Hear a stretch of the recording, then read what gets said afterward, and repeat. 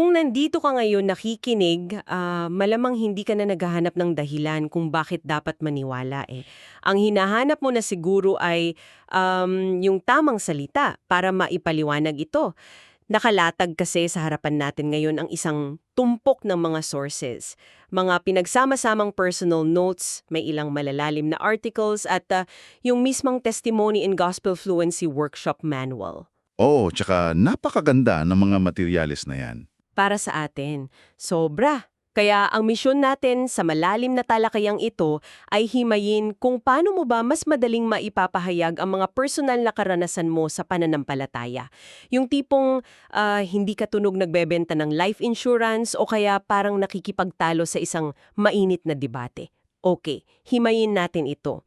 Kadalasan kasi para sa mga taong matagal ng pamilyar sa mensahe, hindi na yung paniniwala ang issue eh. Nakaugat na yun sa kanila. Totoo yun.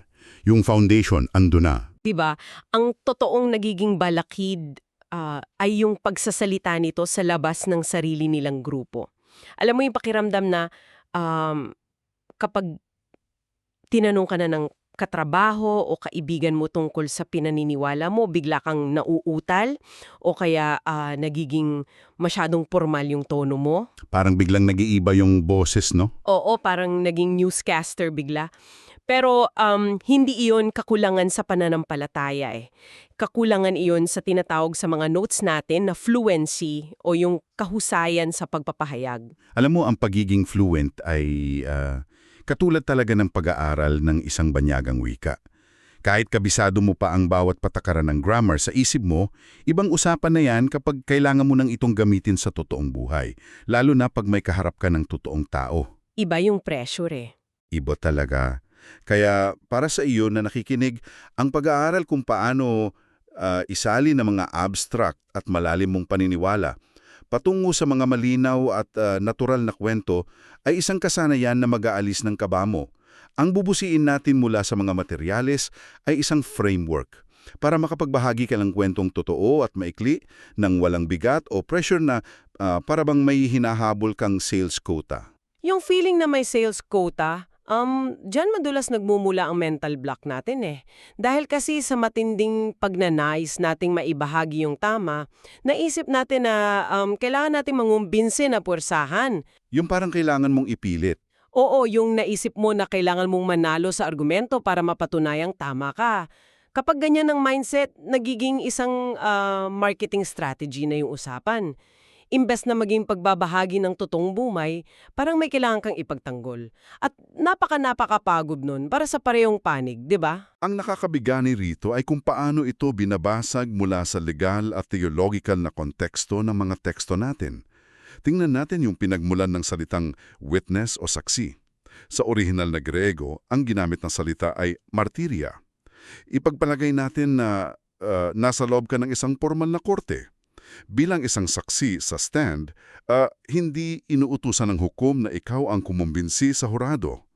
Hindi ikaw yung abogado. Eksakto, hindi ikaw ang abogado na kailangan maglatag ng napakatalinong pilosopikal na argumento. Ang natatanging trabaho mo lang ay magsabi ng katotohanan tungkol sa kung ano ang eksaktong nakita at naranasan mo. Pero nakakabigani na sa kabila ng kaalamang ito, madalas pa rin tayong nahuhulog sa lawyer mode kapag may kausap tayo. Bakit kaya ganun? Dahil madalas nating inaako yung responsibilidad na baguhin ang isip ng tao. Na ayon sa ating materyales ay trabaho lamang ng banal na espiritu. Kapag naintindihan mo na hindi mo kailangang baguhin ang isip ng kausap mo, biglang nawawala yung mabigat na pasanin sa balikat mo. Kaya pala binibigyang diin sa mga binabasa natin yung kwento ng babaeng Samaritana sa Juan Kabanata 4. Pagkatapos kasi ng malalim niyang engkwentro kay Jesus sa balon, bumalik siya sa bayan niya. Ang mga taong ito ay malamang na iniiwasan siya, di ba? Pero hindi siya nagtayo ng entablado sa gitna ng palengke para makipagdebate. Hindi siya nagbigay ng lecture. Oo, wala siyang inihandang PowerPoints o mabulaklak na depensa tungkol sa tiyolohiya ng pagsamba. Sinabi lang niya ng buong katapatan at pagkamangha na, "Hali kayo, tingnan ninyo ang isang tao na nagsabi sa akin ng lahat ng aking ginawa." Iyon lang, ang mismong kawalan niya ng ahenda para makipagtalo at yung pagiging totoo ng karanasan niya ang naging dahilan kung bakit nakinig ang buong bayan sa kanya.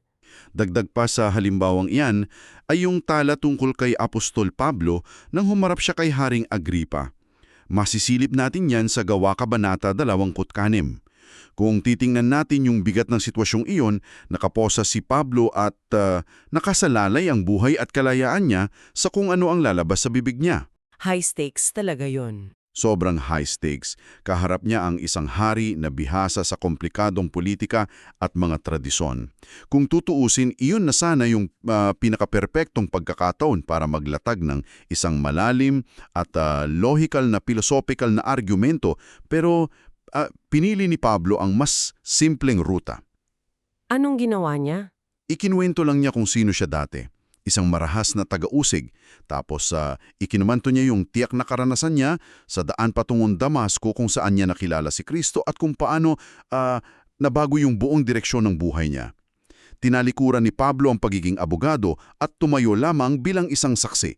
Nag-iwan lang siya ng kwento na mas tumatak sa hari sa kanya kesa sa anumang theological na debate. Dito na magiging sobrang interesante ang lahat. Dahil paano ba natin i-apply ang mismong estratehiya ni Pablo sa ating modernong panahon? Paano mo ikukwento ang napakahabang kwento ng buhay mo kasama na yung trauma, mga pagkakamali at pag-ahon sa ilalim lang ng 3 minuto nang hindi ka nagmumukhang nagmamadali o mababaw? Mahirap yun, di ba? Kapag walang structure. Oo, ang solusyon na inilalatag ng ating mga sources ay ang 3-movement framework ng testimonya. Ito ay isang istruktura na binubuo ng 3 malinaw na bahagi para hindi maligaw o magpaligoy-ligoy ang kwento mo. Sa unang bahagi ng framework na ito, tinatawag itong buhay bago si Kristo. Bibigyan ka lang dito ng mga 30 hanggang 45 segundo. Para sa iyo na nakikinig, ang pinakamahalagang paalala dito ay hindi ito oras para ilista ang lahat ng mga nagawa mong pagkakamali na parang nagbabasa ka ng police report. Hindi siya confession box. Tama. At hindi rin ito paligsahan kung sino ang may pinakamadramang nakaraan. Ang focus dapat dito ay sa pagtukoy ng iyong ache o yung malalim na pananabik at puwang sa puso. Nakadiin sa materyales natin na dapat nating tukuyin ang ating mga root idols. Yung mga maling bagay na pinaglaanan natin ng pag-asa. Oo, yung mga bagay na ginawa nating kaligtasan noon. Halimbawa, ang matinding paghahanap ng pag-ibig o pag-apruba mula sa ibang tao na nauuwi lang palagi sa pagkabigo. O kaya naman ay yung pagkahumaling sa kontrol, kung saan ginawa mong sukat ng halaga mo yung tagumpay sa karera o pag-ipon ng pera. Kapag tinukoy mo ang mga malalalim na ugat na ito, nagiging konektado agad ang kwento mo.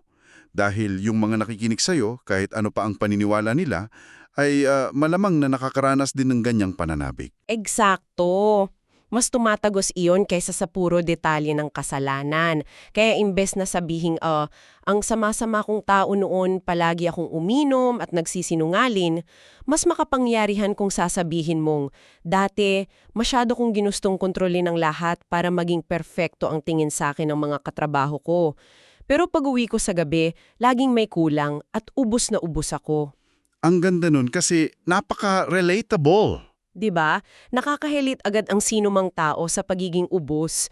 Kaya pagkatapos mong ilatag yung pananabik na yun sa unang bahagi, papasok na ang ikalawang bahagi, ang pagkikita o encounter. Bibigyan mo ito ng mga 60 hanggang 70 segundo. Ito yung tinatawag sa mga notes natin na pivot.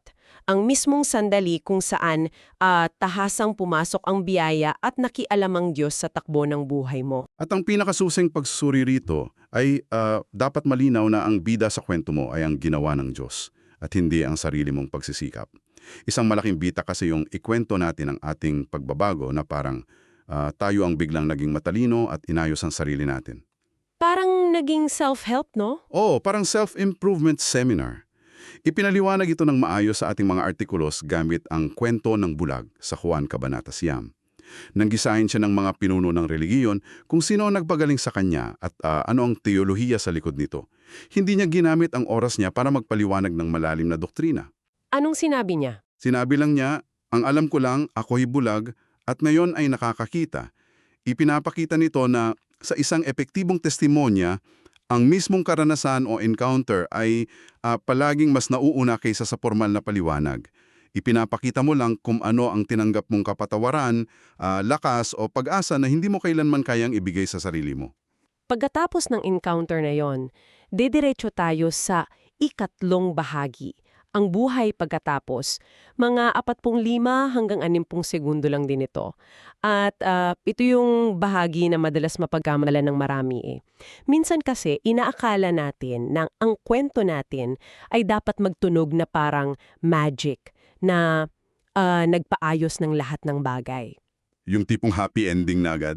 Oo, na pagkatapos mong sumampalataya, biglang naging perpekto ang pamilya mo, nawala ang utang mo, at palagi ka ng masaya. Ang linaw ng sinasabi sa mga sources natin na dapat nating iwasan ang triumphalism o yung ilusyon na tapos na ang lahat ng laban mo sa buhay. At totoo yan dahil kapag nagpinta ka ng perpektong larawan na hindi naman totoo, mawawala ng kredibilidad ang buong kwento mo. Nakikita kaya ng mga tao sa paligid mo na nagkakamali ka pa rin at nasasaktan. Dito pumapasok yung napakagandang pagsusuri natin sa buhay ni John Newton. Siya yung taong sumulat ng sikat na awit na Amazing Grace.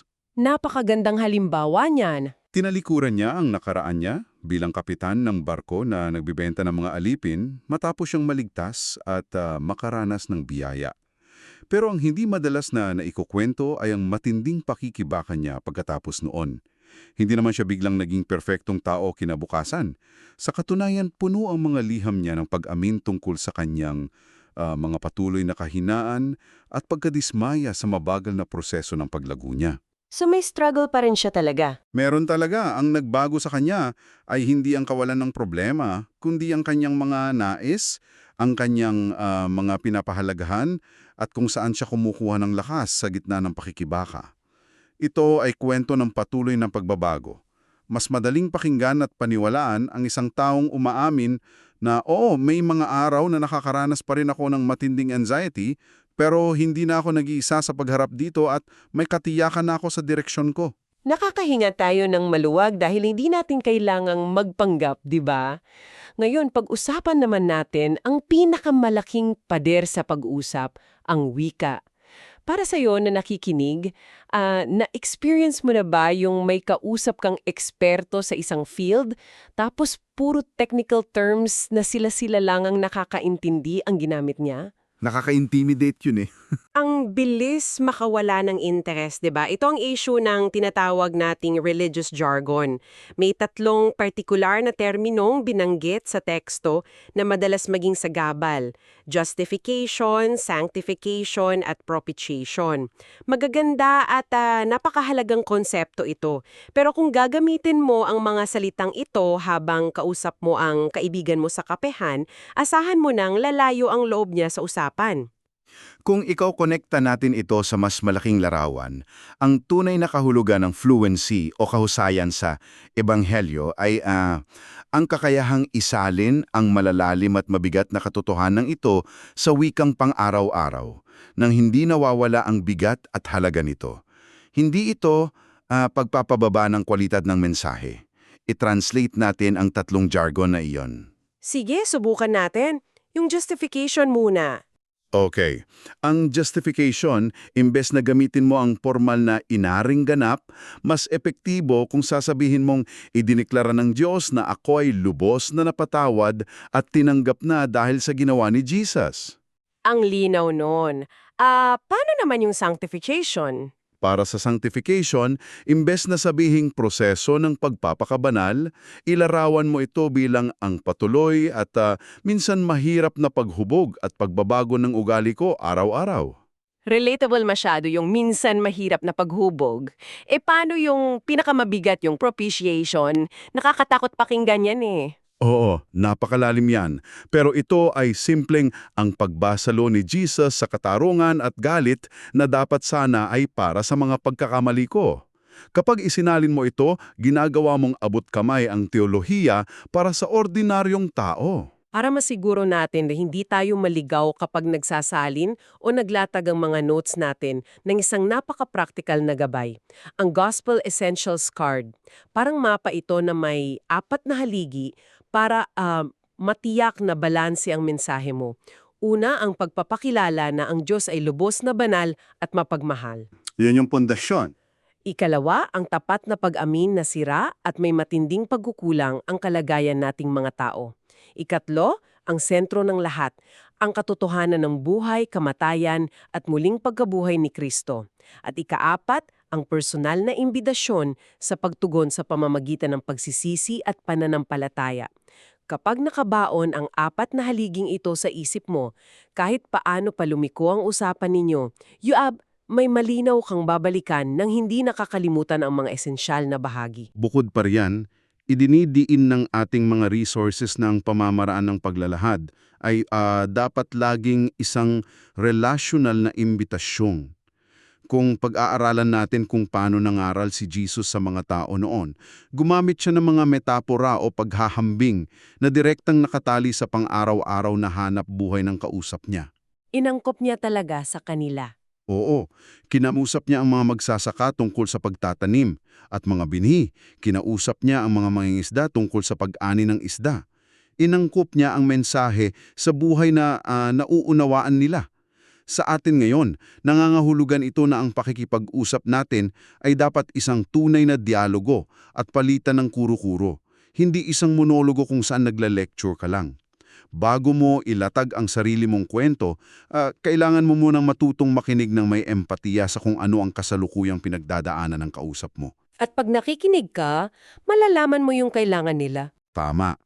Kapag narinig mo ang personal nilang ache o problema, mas madali mo maikokonekta ang sarili mong testimonya bilang isang natural na tugon ng pag-asa. Yung bahagi ng pakikinig muna ang madalas makalimutan dahil sobrang focus natin sa gusto nating sabihin. At dahil doon, nagkakaroon tayo ng mga sablay.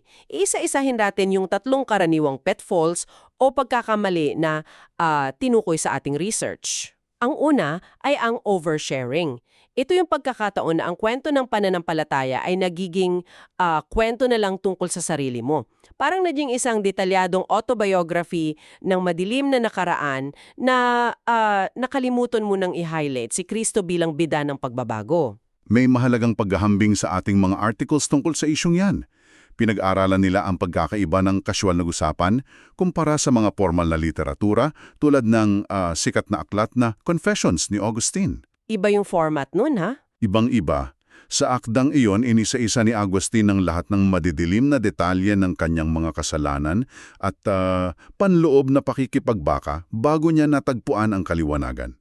Napakagandang akda nito, pero ito isinulat para sa malalim na pagninilay-nilay ng isang mambabasa sa sarili niyang tahimik na oras. Kapag nasa gitna ka ng isang kaswal na usapan kasama ang isang katrabaho o kaibigan, ang pagbibigay ng ganong katinding personal na detalye ay maaaring makalunod at makapagpailang sa kausap mo. Awkward yun kapag nag-lunch break kayo tapos ganun ka-heavy. Sobra. Mas malala, baka mag-focus sila sa tindi at iskandalo ng kasalanan mo imbes na sa laki ng grasya na pumigil sa iyo doon. Ang oversharing ay nakakadistract. Ang ikalawang pitfall naman ay ang mismong kabaligtaran, ang theological overload. Ito yung binanggit natin kanina tungkol sa jargon. Kapag nasobrahan mo ng paglalatag ng napakaraming doktrina at theological na depensa ang simpleng kwento mo, imbes na makakita ng pag-asa ang nakikinig, nalilito sila at iniisip na napakakomplikado pala ng pinaniniwala mo. At ang ikatlong pitfall ay ang fear of rejection o yung matinding takot na mahusgahan, pagtawanan o layuan ng mismong mga kaibigan mo. Maraming napipigilan dyan sa takot na yan. Totoo. Dahil sa takot na ito, maraming mananampalataya ang umaatras at mas pinipili na lang maging tahimik. Kaya ano bang ibig sabihin ng lahat ng ito? Paano natin lalampasan ng mga hadlang na ito para hindi tayo manatiling tahimik? Ang solusyon na malinaw na itinuturo ng ating mga resources ay ang pagsasanay sa komunidad. Marami ang nag-aakala ng paghahanda ng testimonya ay isang solong gawain. Yung tipong nagsusulat ka mag-isa sa loob ng kwarto mo para kabisaduhin ng script. Ngunit ang tunay na fluency at pagiging natural ay hinahasa kasama ng ibang tao. Dito nagiging napakahalaga ng papel ng mga small groups. Kasi sila yung safe space mo eh. Eksakto. Ang mga komunidad na ito ay nagsisilbing laboratorio at ligtas na espasyo para magsanay ng paulit-ulit. Inaanyayahan tayo na mag-roleplay. Kukuha ka ng stopwatch, ikukwento mo ang iyong 3 minutong testimonya sa mga taong kapananampalataya mo at pagkatapos ay makakatanggap ka ng tapat at maibiging feedback. Sila ang makakapansin at magsasabi sa iyo kung masyado kang mabilis, kung may nagamit kang theological na jargon na hindi mo namalayan, o kung nag-overshare ka ng hindi kinakailangang detalye. At hindi lang galing sa practice ang nakukuha dyan. Tama ka. Ang prosesong ito ay nagtuturo din ng kababaang loob at ito rin ang unti-unting magtatanggal sa iyong takot na husgaan bago ka pa man humarap sa mga taong nasa labas ng community. Yung proseso ng pag-practice na yon, hindi iyon para maging parang robot o scripted ang sasabihin mo, kundi para mas maging malinaw at komportable ang paglabas ng totoong kwento. At ang inakadulo ng lahat ng paghahandang ito, ayon sa ating notes, ay hindi nagtatapos sa simpleng pagmaster ng pagsasalita. Nakatuon ito sa prayer at commissioning. Ang ibig sabihin, ang buong workshop at pagsasanay ay may layuning mobilization o pagpapadala. Ibinapadala tayo pabalik sa mismong lugar kung saan tayo naroroon, sa ating mga opisina, sa ating mga pamilya, at sa ating mga barkada. Dala-dala ang kwento natin ng may pagmamahal. Ang pagpapadala o commissioning sa pamamagitan ng formal na panalangin ng komunidad ay hindi lang isang ritual pang pagtatapos. Isa itong napakahalagang paalala na hindi natin kargado ang bigat at obligasyon na baguhin ang puso ng isang tao. Tayo ay mga simpleng saksi lamang na pinapadala upang magbahagi ng may kalinawan at katapangan. Ang tagumpay ng pagbabahagi ay hindi nasusukat sa kung nakumbinsi mo ba sila agad-agad pagkatapos mong magsalita. Hindi, paano ba nasusukat yun? Nasusukat ito sa kung naging tapat at malinaw ka ba sa paglalahad ng iyong kwento ng pag-asa. Pinagtagpi-tagpi natin ang lahat at heto ang pinakabuod na maaari mong iuwi para sa inyo ng mga nakikinig. Ang epektibo at malalim na pagpapahayag ng pananampalataya ay hindi nangangailangan na maging perpekto ang teolohiya mo o magkaroon ka ng kakayahan ng isang debate champion. Alisin mo na ang pressure na maging perpekto. Ang kailangan mo lang ay ang katapatan na ikwento ang iyong ache o pananabik bago mo nakilala si Kristo, kaliwanag na ilahad ang pagbabago sa ilalim ng 3 minuto at ang paggamit ng simpleng wika na may iintindihan ng karaniwang tao. Hindi mo kailangang patunayan na tapos na ang lahat ng problema mo. Kailangan mo lang ituro kung saan nanggagaling ang lakas at pag-asa mo ngayon sa gitna ng mga patuloy na laban. Ito ng isang mahalagang tanong. Isang napakalalim na kaisipan mula sa mga pahina ng ating binasa na magandang pag-isipan mo bago matapos ang araw. Paano kung ang mismong mga ordinaryo at sirang bahagi ng iyong nakaraan, ang mga madilim na pahina, kahinaan, at mga pagkakamali na madalas mong pilit itinatago sa iba dahil sa hiya, ay ang mismong living signposts o mga buhay na palatandaan na sadya at patuloy na ginagamit upang ituro ang ibang tao patungo sa pag-asa. Kung sisimulan mong tingnan ang buhay mo, hindi bilang isang perpekto at tapos ng produkto na kailangang ipagmalaki, kundi bilang isang mahalagang bahagi ng isang napakalaking kwento ng redemption na patuloy pang isinusulat at inaayos araw-araw, paano magbabago ang paraan ng pagpapakilala mo sa iyong sarili bukas? Yan ang klase ng kaisipan na talagang tatambay sa isip mo kahit tapos na ang talakayang ito. Para sa iyo na nakikinig, sana ay baunin mo ang kalinawan, katapangan at kalayaan mula sa mga pinag-aralan natin ngayon. Hayaan mong ang sarili mong kwento kasama ang lahat ng mga pagkadapa at pag-usad nito ang magsilbing natural na tulay sa mga susunod mong kwentuhan. Hindi mo kailangang maging perpekto, kailangan mo lang maging totoo at maging tapat na saksi. Maraming salamat sa pagsama sa aming paghimay sa malalim na talakayang ito. Hanggang sa muli, patuloy lang sa pagtuklas at pagbabahagi ng iyong kwento ng walang kaba.